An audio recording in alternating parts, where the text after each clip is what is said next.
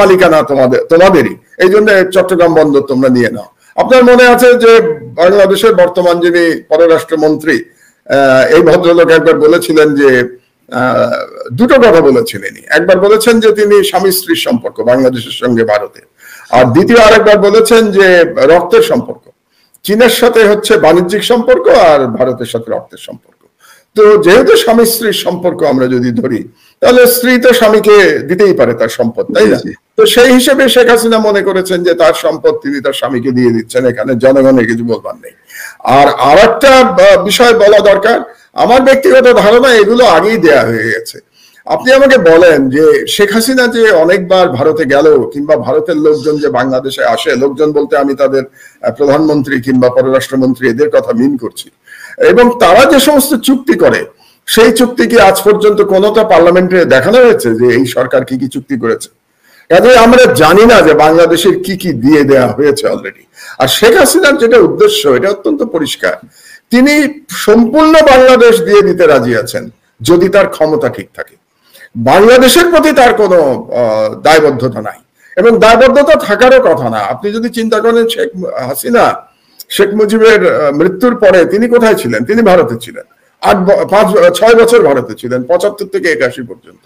ভারত সরকার তাকে বাড়ি দিয়ে রেখেছিল, টাকা পয়সা দিয়েছে, তার হাজবেন্ডকে চাকরি দিয়েছিল। তো সব মিলে তার যে লয়ালটি, যেটাকে বলে আনুগত্য কিন্তু বাংলাদেশের প্রতি না, তার আনুগত্য ভারতের প্রতি। এবং আরেকটি কথা মনে করিয়ে দিচ্ছি আপনাদেরকে, যে শেখ হাসিনা নিজেই বলেছিলেন সাংবাদিকদের যে ভারতকে তিনি যা দিয়েছেন বাংলাদেশের আর কেউ এটা দিতে পারবে না, এবং ভারত এটা মনে রাখবে। তার মানে কি কি দিয়েছেন এটা আপনি আমি কিন্তু ইলিয়াস জানি না। আপনারা আমাদের পরবর্তী প্রজন্ম, হয়তো তার পরবর্তী প্রজন্ম জানবে একদিন যে বাংলাদেশের সার্বভৌমত্ব বলে আর কিছু নাই। তো সেটাই আবার নতুন করে তিনি বোঝালেন যে তিনি ইচ্ছা করলে পুরো বাংলাদেশ দিয়ে দিতে পারেন। তো এর বিরুদ্ধে যদি আমরা বাংলাদেশের 18 কোটি জনগণ রুখে না দাঁড়াই, তাহলে যত মুখেই আমরা বলি না কেন যে বাংলাদেশের মালিক জনগণ, আসলে সেই মালিকানা জনগণের নাই। সেই মালিকানা শেখ হাসিনা এবং ভারত মিলে এটাকে দখল করে ফেলেছে। এই জিনিসটা কি আসলে শেখ হাসিনা থেকে শুরু হয়েছে, নাকি শেখ মুজিবুর রহমান থেকে শুরু হয়েছে ভারতের সাথে আমাদের যে অবস্থাটা? আমি সংবিধানের এক জায়গায় আমি পড়ছিলাম যে 145-এর ক, সেখানে একটি কথা বলা হয়েছে, আমি কোট আনকোট পড়ছি, যে বিদেশের সহিত সব চুক্তি রাষ্ট্রপতির নিকট পেশ করা হইবে এবং তিনি সেটা সংসদে পেশ করিবেন, তবে শর্ত থাকে যে নিরাপত্তার স্বার্থে সংশ্লিষ্ট কোন চুক্তি কেবলমাত্র সংসদের গোপন বৈঠকে পেশ করা হবে। এই আইনটা শেখ মুজিব সাহেব তিনার 72-এর যে সংবিধান, সেখানে তিনি যুক্ত করে গেছেন। মানে একটা সংবিধানের মধ্যে এই ধরনের কোন পৃথিবীর কোন সংবিধানে কি এই ধরনের মানে অনুচ্ছেদের কোন অস্তিত্ব আছে কিনা, যে কোনো আইন কোন পার্লামেন্টারি গভর্নমেন্ট তারা চাইলে গোপনে সেটা আবার বাস্তবায়ন করতে পারে? এটা কেন করা হয়েছে? এটা করা হয়েছিল ভারতের কাছে বাংলাদেশকে দিয়ে দেওয়ার জন্যই। আপনাকে একটা কথা বলি, এই যে একটু আগে বলছিলাম না যে এই বয়সে আমি একটা রিসার্চ করলাম, একটা থিসিস তৈরি করলাম। সেই থিসিসে আমি দেখলাম যে এই দক্ষিণ এশিয়ায় ভারত দুটো দেশের উপরে সম্পূর্ণ আধিপত্য বিস্তার করতে সক্ষম হয়েছে। একটি হলো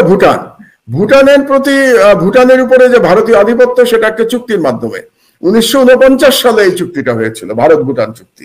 এবং আপনি জানেন বোধহয় যে ভুটান ভারতের নির্দেশ ছাড়া অন্য কোনো রাষ্ট্রের সাথে কোনো দ্বিপাক্ষিক সম্পর্ক স্থাপন করতে পারে না, দিল্লি থেকে তার পারমিশন লাগে।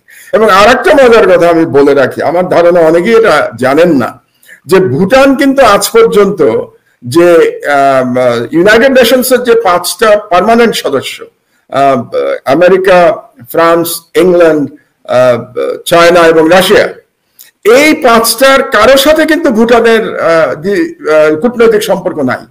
এটা একটা আশ্চর্য ব্যাপার। পৃথিবীতে একমাত্র রাষ্ট্র হচ্ছে ভুটান যে ইউএন এর প্রতিনিধি, ইউএন এর মেম্বার স্টেট, কিন্তু তার এই 5টার সাথে তার কোনো কূটনৈতিক সম্পর্ক নাই। কারণ কি? কারণ ভারত এটা অ্যালাউ করে নাই। তার মানে ভুটান বেসিক্যালি ভারতের একটি অঙ্গ প্রদেশ বলতে পারেন, যেটাকে আমরা ইংরেজিতে ভাসাল বলি, একটা ভাসাল কিংবা উপনিবেশ যদি আমরা বলি। সুতরাং চুক্তি অনুযায়ী ভুটান কিন্তু ভারতের উপনিবেশ। আর বাংলাদেশের ক্ষেত্রে হচ্ছে যে এটা চুক্তির বাইরে ভারতের উপনিবেশ। আমি কি বোঝাতে পারলাম? মানে বাংলাদেশের সাথে এ ধরনের কোনো ডাইরেক্ট চুক্তি নাই, কিন্তু কার্যত বাংলাদেশ ভারতের উপনিবেশ। কিন্তু চুক্তি যে নাই সেটা কি আমরা কিভাবে কনফার্ম হবো? কারণ হচ্ছে যে আপনি জানেন, আপনি যে কথাটি বলছিলেন, শেখ হাসিনা যখন বিভিন্ন দেশে যান, তিনি তার সাথে কিছু সুনির্দিষ্ট কয়েকজন সাংবাদিক আছে, এবং দেশের ভেতরে তিনি যখন সংবাদ সম্মেলনগুলো করেন সেখানেও কিন্তু তিনি সব সাংবাদিককে যেতে দেন না। তো সেক্ষেত্রে সেখানে গিয়ে তিনি কি কি চুক্তি করছেন সেই জিনিসগুলো তো আমাদের দেশের সাংবাদিকরা আমাদের সামনে আনবেন না। তো আমরা মনে করতেই পারি যে এমন কোন চুক্তি হয়তো এরই মধ্যে হয়ে গেছে যে সেটাতে ভারত আমাদের উপর আধিপত্য বিস্তার করবে। কিন্তু আমার প্রশ্ন হচ্ছে যে চায়নার কাছ থেকে যেখানে আর্থিক সুবিধাগুলো শেখ হাসিনা নিচ্ছেন, এই পদ্মা সেতুকে বলা হচ্ছে যে এটা আমাদের নিজেদের আর্থিক আমাদের অর্থায়নে এটা নির্মাণ হয়েছে, কিন্তু সেখানে আবার টোল বসানো হয়েছে। আপনি সরকারের যে কোনো দিক থেকে একটি পার্টে ছিলেন, কোন নিজেদের অর্থায়নের সেতু যদি নির্মাণ করা হয় সেখানে কি টোল বাংলাদেশে আজ পর্যন্ত ধার্য করা হয়েছিল কিনা কোনো সেতুতে? আমি এটা টোলের দিকে যাব না, টোলের ব্যাপারে যে কোনো সরকার যে কোনো সিদ্ধান্ত নিতে পারে। আমার প্রশ্ন অন্য জায়গায়। এটা তো নিজের অর্থায়নে হয় নাই, এটা তো সহজ বিষয়, এটা তো চায়নার ঋণের টাকায় হয়েছে, এবং যেটাকে বলা হয় সাপ্লায়ার্স ক্রেডিট। আপনারা জানেন যে এটা সাপ্লায়ার্স ক্রেডিটের মাধ্যমে হয়েছে। এই পুরো টাকাটা হচ্ছে চায়নার টাকা। এবং আরো একটা কথা মনে রাখা দরকার ইলিয়াস, এটা নিয়ে আমি একটা জিনিস একটু দর্শকদের সুবিধার জন্য, এই যে সাপ্লায়ার্স ক্রেডিট এবং যদি বিশ্বব্যাংক থেকে যেটা বলছেন, ওনারা বিশ্বব্যাংক থেকে না নিয়ে আমাদের বিরাট বীরত্বের একটি পরিচয় দিয়েছেন। যদি বিশ্বব্যাংক থেকে ঋণটা নেওয়া যেত সেটাতে আমাদেরকে কত পার্সেন্ট আপনার সুদ দিতে হতো, এখন কত পার্সেন্ট সুদ দিতে হচ্ছে, বা তাদেরকে কত দিনের মধ্যে সেটা সুদ দিতে হতো, এখন আমাদের কত দিনের মধ্যে সুদ দিতে হবে, এটা একটু আমাদেরকে জানাবেন। হ্যাঁ, আমি বলছি, যদি আমরা বিশ্বব্যাংক থেকে নিতাম তাহলে 0.44 মানে 0.4% সুদ দিতে হতো। এবং সাধারণত বিশ্বব্যাংকের যে ঋণ এটা শোধ করতে হয় 40 বছরে, এবং তার মধ্যে আবার গ্রেস পিরিয়ড পাওয়া যায়।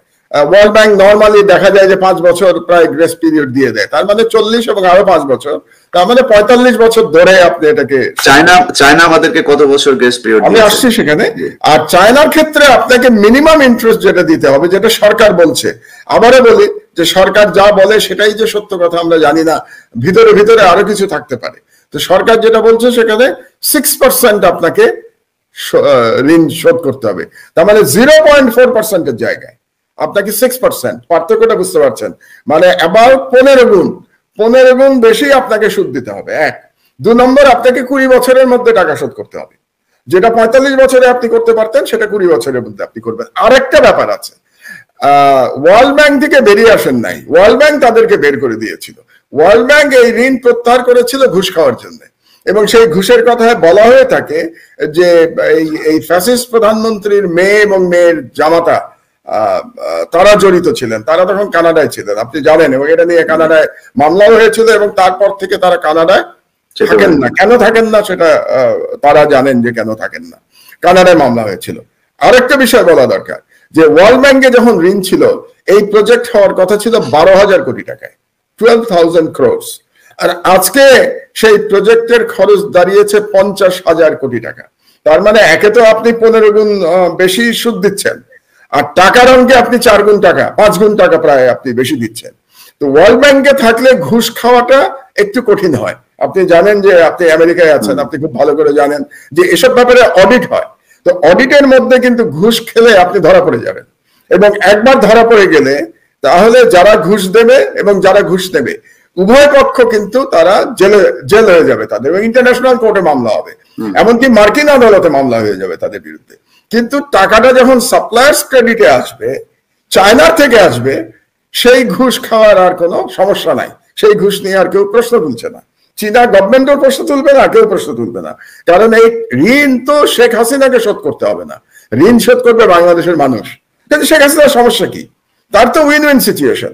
এই 50,000 কোটির মধ্যে যদি সে 20,000 কোটি টাকা সে এবং তার ছেলে পেলে বা শেখ পরিবার, আপনি একটা খুব চমৎকার, আপনার সবই প্রায়ই ভালো হয় আপনার যেগুলো করেন আপনি, তার মধ্যে একটা খুব অসাধারণ কাজ আপনি করেছিলেন আমার মনে আছে, যে শেখ পরিবারের কে কোথায় আছে এটা নিয়ে আপনি একটা ভিডিও করেছিলেন। আমি মনে করি আপনার সেরা ভিডিওর মধ্যে ওটা একটা, কারণ ওখানে প্রায় আপনি বোধহয় 150 জনকে দেখিয়েছিলেন যে প্রায় 150 জন শেখ পরিবারের লোক বাংলাদেশ কিভাবে লুটে পুটে খাচ্ছে। তো ওটা আমি মনে করি বাংলাদেশের জনগণের দেখা উচিত প্রত্যেকে।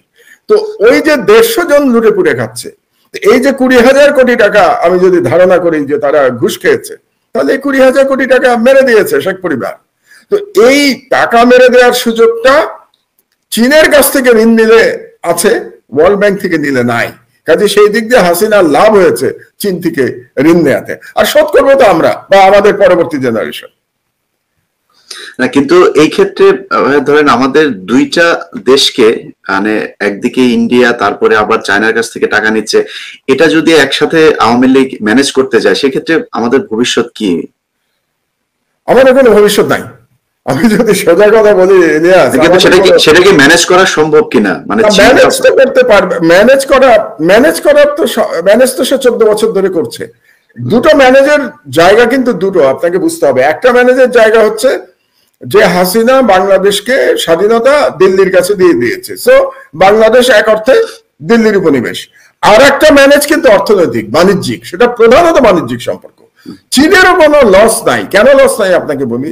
চীন 3 গুণ বেশি পয়সা দিচ্ছে এখন শেখ হাসিনাকে, কিন্তু টাকাটা চীন তো পাবে বাংলাদেশের গভর্নমেন্টের কাছ থেকে বা রাষ্ট্রের কাছ থেকে।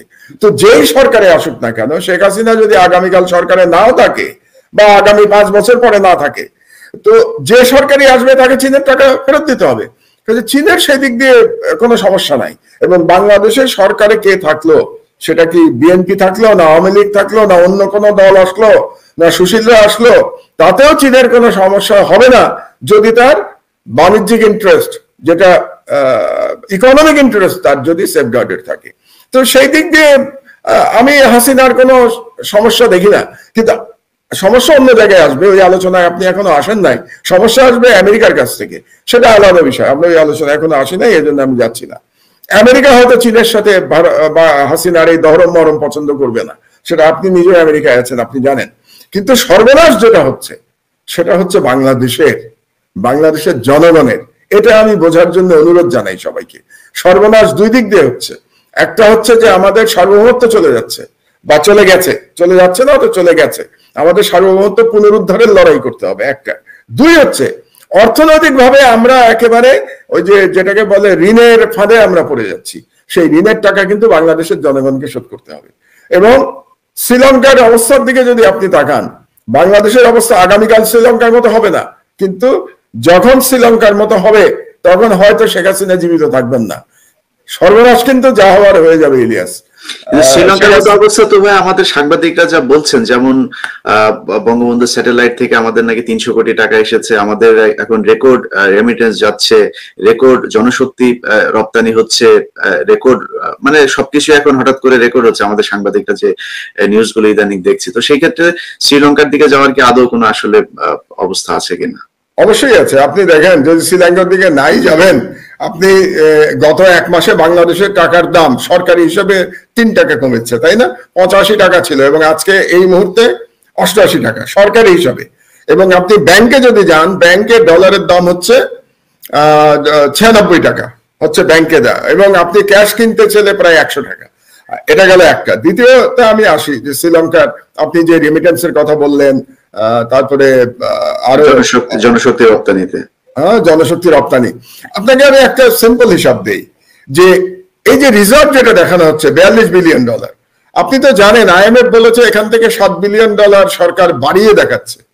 তার মানে $7 বিলিয়ন যেটা রাষ্ট্রের ঋণ আছে, ইন্টারন্যাশনাল যে কমিটমেন্ট আছে, সেই $7 বিলিয়ন আপনি রিজার্ভে দেখাতে পারবেন না অ্যাকর্ডিং টু ইকোনমিক থিওরি। এবং বাংলাদেশ সরকার কি বলেছে, তারা এই থিওরি মানে না। তো আমি যদি $7 বিলিয়ন বাদ দেই, তাহলে সরকারি হিসেবেই আপনার রিজার্ভ আছে $35 বিলিয়ন। এটা একটি। দ্বিতীয় কথা হলো, আপনার কি মনে আছে যে বাংলাদেশ ব্যাংক থেকে টাকা চুরি হয়েছে এবং বাংলাদেশ ব্যাংক থেকে সোনা চুরি হয়েছে? এই দুটো তো নিশ্চয়ই আপনার স্মরণে আছে। এখন আমার প্রশ্ন হলো যে কি পরিমাণ টাকা চুরি হয়েছে? একটা হিসাব আমরা জানি, কত 500 না 600 মিলিয়ন ডলার, এরকম একটা হিসাব তারা বলেছে। তো যদি ইন্ডিপেন্ডেন্ট অডিট না হয়, আমি জানবো কি করে যে আসলে কত পরিমাণ টাকা চুরি হয়েছে বাংলাদেশ থেকে? এবং সেটা শুধুমাত্র সম্ভব হবে যখন এই সরকার চলে যাবে, তখন আমরা জানবো যে অ্যাকচুয়াল রিজার্ভ থেকে কত টাকা চুরি হয়েছে। এক। দুই নম্বর, যে গোল্ড চুরি হয়েছে